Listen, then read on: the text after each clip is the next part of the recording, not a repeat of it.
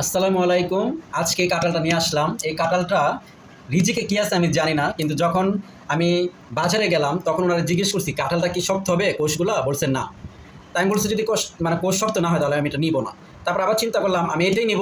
শক্ত বলতে চাওলা কাঁঠাল, আমার চাওলা কাঁঠাল খুব পছন্দ, ঠিক আছে। আমাদের ফ্যামিলির সবাই চাওলা কাঁঠাল পছন্দ করে, আর কি জানি লেটকা কুশ এগুলো আমরা খাই না। ওকে, রহমানির রহিম। আপনারা দেখেন এটা কেমন হয়। আপনারা না লেটকা হবে।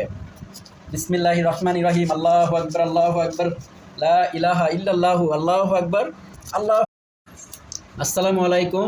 আজকে কাঁঠালটা নিয়ে আসলাম। এই কাঁঠালটা রিজিকে কি আছে আমি জানি না, কিন্তু যখন আমি বাজারে গেলাম তখন ওনারা জিজ্ঞেস করছি কাঁঠালটা কি শক্ত হবে কোষগুলা, বলছেন না।